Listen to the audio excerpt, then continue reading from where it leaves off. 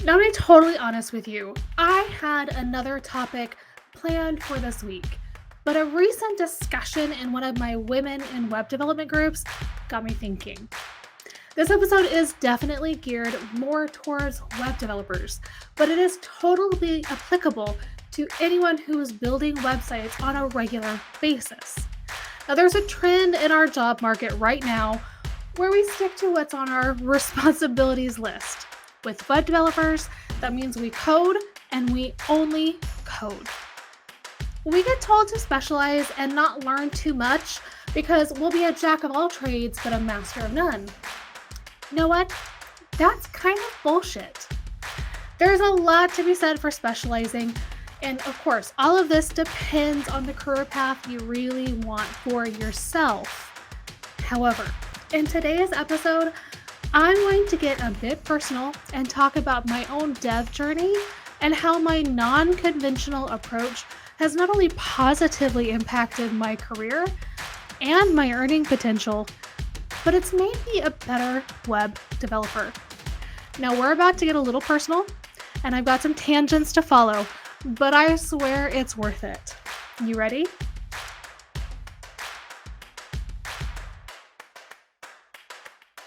Now, if you follow me on social media or if you listen to every episode of this podcast, you may already know that I was 13 when I started coding. Picture it. It was 2000. GeoCities was sweeping the nerd world because I think only nerds knew it existed with free, easy to build websites, and I was in 8th grade. Thanks to my software programmer older brother, my family had long had the internet and decent home computers. I still remember when we got my first handy, and I'm pretty sure I was only 4.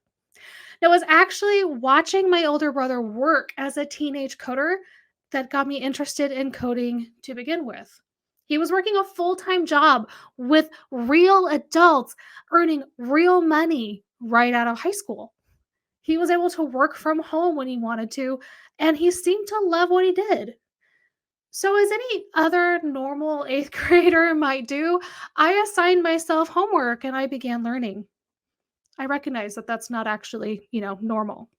Now, the actual details of how I got started are a little fuzzy. I mean, it was a few years ago, but I remember building practice websites on GeoCities with their now archaic drag and drop builder. The cool thing about their builder was that, much like classic WordPress, you could toggle between the visual drag and drop side and see the code side. I was basically able to reverse engineer what I was doing.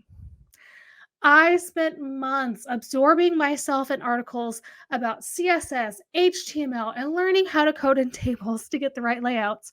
If you've been coding longer than, 5, 10 years, well, you might just remember coding in tables. That would be considered easy A's.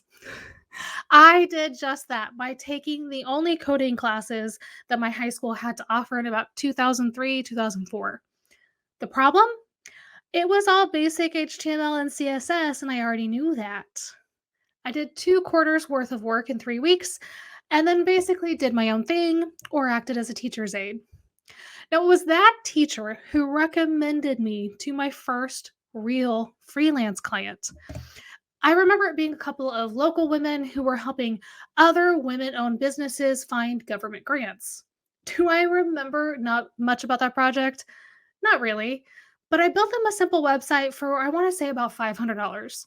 For a senior in high school in 2005, that was great money. In that same time frame, I built my high school marching band's first website and the first website for my district's education foundation. One of those was voluntary, the other I got paid for. Now, that same teacher that put me up for the freelance gig also recommended me to my first full time job. A local computer repair company was looking for a full time webmaster. This was 2005. Everyone needed someone who could actually code because WordPress and Squarespace weren't really options yet. I had just graduated high school. I was getting ready to go out of state to college, but this local company took a shot on an 18-year-old female coder. At 18, it was my dream job. I shared an office with the accountant. I got to make website updates all day and spend my time helping to build up the website. And it was an actual adult job. I went off to school the following fall, and even though I was 1,000 miles away, my boss allowed me to work part time remotely. A huge deal back in 2005. I was able to get the tasks done that they needed, work from my apartment whenever I felt like it, and earn money for school. So let's talk about the first time I was asked to do a marketing related task. It was the winter break and the summer after my first semester, and my boss started to lean on me for marketing tasks. You see, he didn't want me just to help make website updates that they were requesting. He wanted me to suggest changes to the website, build new components like flash animations. Oh, yeah.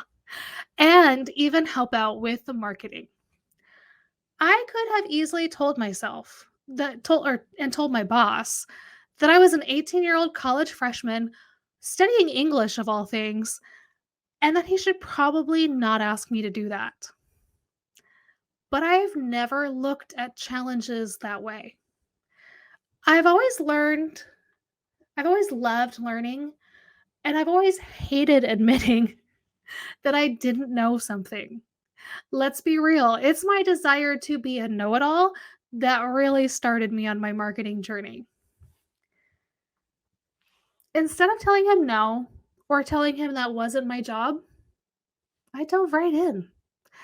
And I discovered something I loved more than I would even understand at that time. Now let's take a step back for a second. My educational background for what I do as a full-time web developer is, well, weird. Long before I got my first coding job, I loved reading. I was constantly somewhere in my parents' house with my nose in a book. At 10, I was reading adult level books because kids' books were, and I quote myself, boring. When deciding on my 5-year plan in high school, you guys getting what kind of nerd I was, and what I wanted to major in, English seemed like the best solution.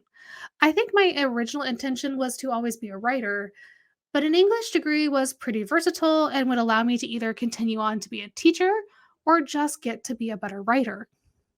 While I was working on my bachelor's degree, I went on to study abroad in Scotland. It was on this sort of spontaneous study abroad program that I fell in love with Scottish literature. After my study abroad, I spent 2 years of my bachelor's degree focusing in on Scottish lit and planning to attend grad school in Scotland, which I totally did. I ended up getting my master's in modern Scottish writing from the University of Stirling in Scotland. I loved living in Stirling.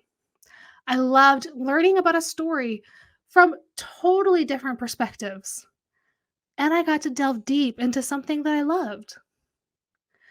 Now, while I was going to school and studying all of this, I switched from the local computer company to working on campus. When I interviewed, I had PHP experience, but I'd only worked with Visual Basic, not the .NET C# they were requiring. My boss, though, loved my experience and the fact that I was self taught and figured I could learn on the job. Now, I started in my sophomore year and I worked up until I graduated. The thing was, I was working in an office full of male computer science majors. Did they look at this female coder who was an English major a little weirdly? Oh, yeah, of course. I walked in and they're like, hey guys, do you know that's a girl? Literally. But thankfully, I was quickly accepted and it was never really an issue, not with my coworkers anyway. My roommates always thought it was weird that I would spend my study time, examining the written word and my work time writing code. But it made complete sense to me. And you want to know the cool thing? I was the only coder in that room who had full website building experience, could write English well, and had any design experience. So when custom projects came up for full websites for the department, I was the one tasked with it.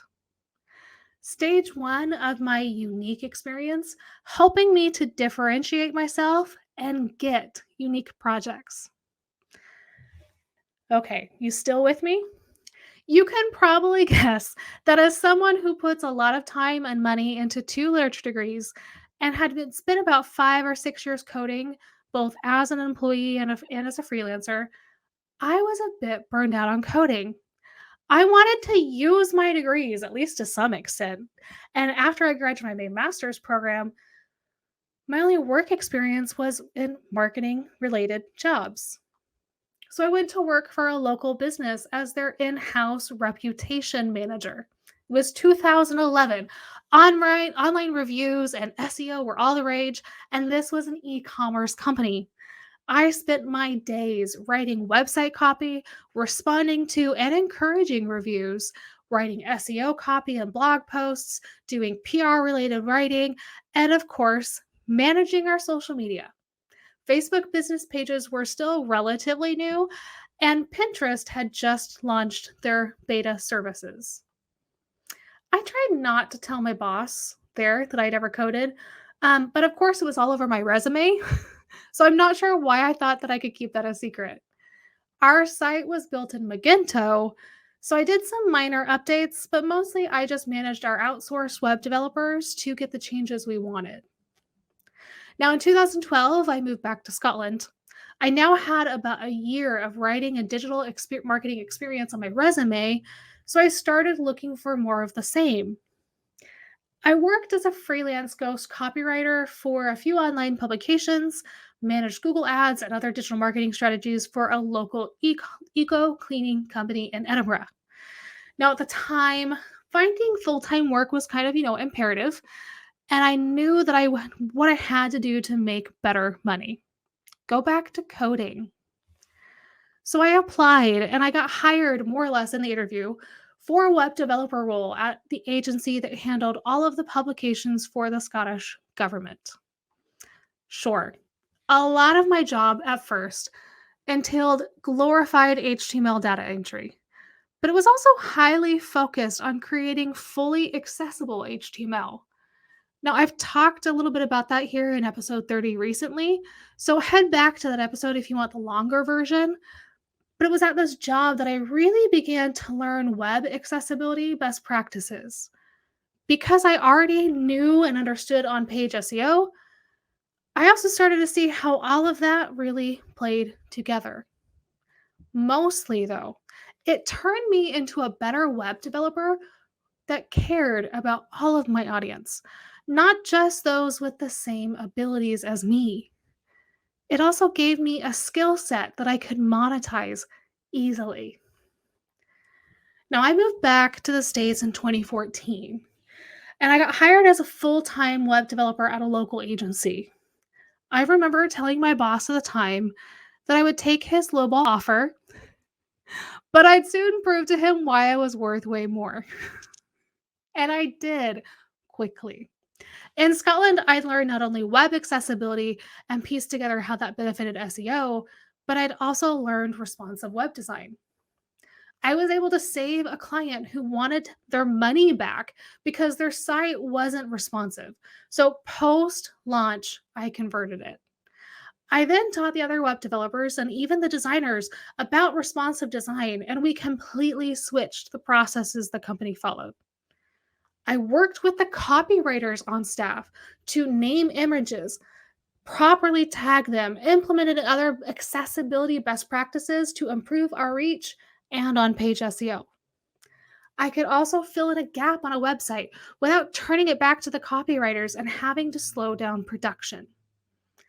And I got 2 raises over the course of 4 months that gave me a 70% increase in salary and put in charge of the web development team as a whole.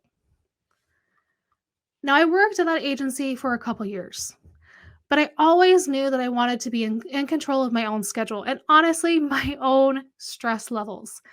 Tell you what, your clients can be stress inducing, but nothing makes it easier to handle than being your own boss and being in charge of your own schedule. I left the agency to form my own with a partner. After a couple rough months, we started quickly landing contract after contract for websites and other digital marketing services. Now, I was able to keep our overhead costs low because I had experience with writing copy for the web. I could custom code the WordPress websites myself faster than with a template or even a premium thing would allow. And I could set the digital marketing strategy for the website. When I decided to totally go out on my own in 2020, I wasn't even worried because I'd been doing this for so long. I'd spent literally 15 or 16 years studying websites from every aspect. And that's really the key to all of this. Yes, my outside of the box skills as a web developer, web accessibility, on page SEO, copywriting, social media marketing, digital marketing have always gotten me rewarded with more work. But they've also allowed me to command a higher salary. Now, as a single person agency, I'm able to outsource less and do most of the work myself if I want, allowing for higher profits. My nearly 20 years of experience in a variety of avenues also allows me to command more than a traditional web developer or web designer might be able to. In fact, my hourly rate as a single person is pretty close to what a lot of my local agency competitors charge hourly. If you walk away with nothing else after this episode today, let it be this. Learning more about how websites and digital marketing all work together can only help your career. You may spend 95% of your days coding or designing websites, but if you want to build websites that actually get results, you have to understand how that all works. If you want to make even more at an agency, having skills outside of web development can actually help you command more money. You're not just a code monkey. You can think for yourself, take initiative, and do more than just what you're told. I'm not even sure my past bosses know how much time and money I saved them over the years with my knowledge and skills. I was terrible at asking for raises and communicating everything I was doing, honestly. But next time a boss comes to you with a task that isn't a coding task, ask yourself, if I say yes to this, will I learn something valuable? Specializing is great, but getting even just a basic understanding of the pieces that lead into your own job and unique expertise can only help you. And shoot, I didn't even talk about how I now teach digital marketing at Wichita State because of my 20 years of unique experience. If you want to learn more digital marketing that can help you as someone who builds websites, well, make sure to subscribe to this podcast on your favorite app. Every topic I cover is literally something that's either helped me in past jobs or as a freelancer and agency owner. Who's ready to learn? Now, thank you all for tuning in this week. I can't wait to see you all again next week.